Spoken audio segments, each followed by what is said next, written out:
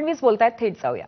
सोडेजी, आमचे सहकारी उपमुख्यमंत्री आदरणीय एकनाथराव शिंदेजी, अजितदादा पवारजी, विधानसभेचे अध्यक्ष राम शिंदेजी, अण्णा बनसोडेजी, आमचे सहकारी आशिष शेलारजी, संजय शिरसाटजी, संजय राठोडजी, राहुल शेवाळेजी, भाई गिरकरजी, नागसेन कांबळेजी, राहुल बोधीजी, आपल्या मुख्य सचिव श्रीमती सुजाता सौनिक, श्री भूषण गगरानी, श्री हर्षदीप कांबळे, श्री विजय सूर्यवंशी, श्रीमती आचल गोयल, मंचावर आणि मंचासमोरील सर्व मान्यवर, माता भगिनी आणि बंधूंनो, सर्वप्रथम मी जगभरातील भारतीयांना आणि लोकशाहीवर विश्वास असलेल्या तमाम विश्वातील सर्व जनांना भारतरत्न डॉक्टर बाबासाहेब आंबेडकर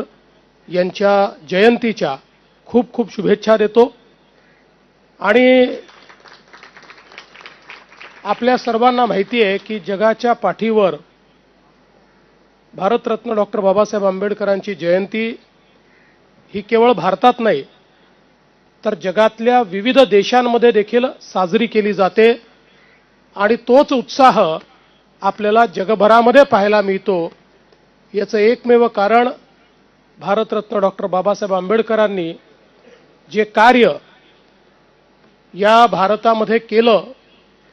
आज एक संघ भारत आपण बघतो आहे, एक युनायटेड अशा प्रकारचा भारत आपण बघतो आहे. याचं श्रेय जर कोणाला द्यायचं असेल तर ते भारतरत्न डॉक्टर बाबासाहेब आंबेडकरांनी तयार केलेल्या संविधानाला आपल्याला द्यावं लागेल. आणि त्याच संविधानाची 75 वर्ष पूर्ण झाल्यामुळे संविधानाच्या अमृत महोत्सवाचं देखील आपण वर्ष या ठिकाणी साजरं करतोय. खरं तर या देशामध्ये भारतरत्न डॉक्टर बाबासाहेब आंबेडकरांनी केलेलं कार्य हे अतुलनीय अशा प्रकारचं आहे. आपण ज्याला म्हणतो की he was a nation builder. हा देश तयार करण्याकरता त्याचा पायवा तयार करण्याचं काम हे बाबासाहेबांनी केलं. आणि विशेषतः या देशामध्ये ज्या काही चुकीच्या रूढी परंपरा होत्या, ज्यामुळे मानवाला मानव मानण्यास तयार नव्हता, अशा सगळ्या रूढी परंपरातनं या देशाला बाहेर काढत समता या देशामध्ये स्थापित करण्याचं काम हे भारतरत्न डॉक्टर बाबासाहेब आंबेडकरांनी केलं.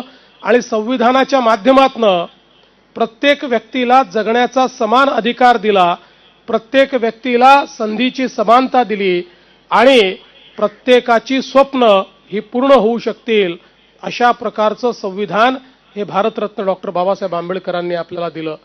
आणि म्हणूनच देशाचे प्रधानमंत्री माननीय नरेंद्र मोदीजी म्हणतात की मला कुठल्याही धर्मग्रंथापेक्षा प्रिय जर काही असेल तर ते भारताचं संविधान आहे. कारण भारताच्या विकासाच्या वाटचालीमध्ये, विकसित भारत घडवण्यामध्ये जर कोणाचा मोलाचा वाटा असणार आहे तर तो या भारताच्या संविधानाचा असणार आहे. असे आपले बाबासाहेब या ठिकाणी होते. एक अत्यंत मेधावी अशा प्रकारचं त्यांचं छात्र जीवन राहिलेलं आहे. आणि सातत्याने शिक्षण घेत असताना समाज उत्थानाचा विचार त्यांनी कधी सोडला नाही. आणि ज्यावेळी संधी मिळाली त्यावेळी समाज निर्मितीचं जे कार्य त्यांनी केलं आहे ते अतुलनीय अशा प्रकारचं कार्य आहे. विशेषतः संपूर्ण विश्वाला शांतीच्या आणि विचाराच्या जोरावर ज्यांनी जिंकलं ते भगवान गौतम बुद्ध यांचा विचार बाबासाहेबांनी स्वीकारला. आणि तोच विचार आज आपल्याला भारताच्या संविधानाच्या माध्यमातून देखील पाहायला मिळतो.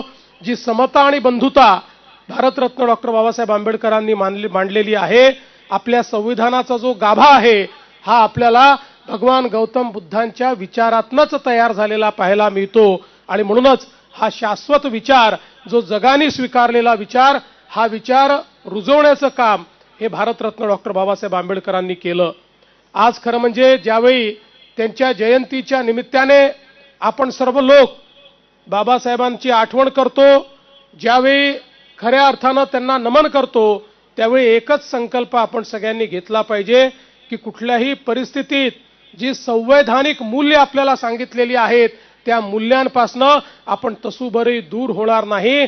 भारताचं संविधान हे आपल्याकरता सर्वोच्च असेल आणि या संविधानानेच चालण्याचा प्रयत्न आपण करू. खरं म्हणजे बाबासाहेबांच्या जीवनाबद्दल अनेक गोष्टी आपल्याला सांगता येतील. ते उत्तम प्रशासक होते.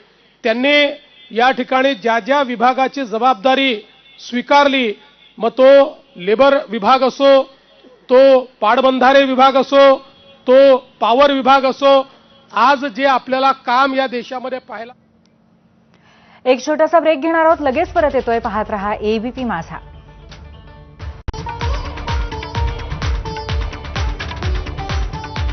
गुडघे आणि सांधे दुखतात,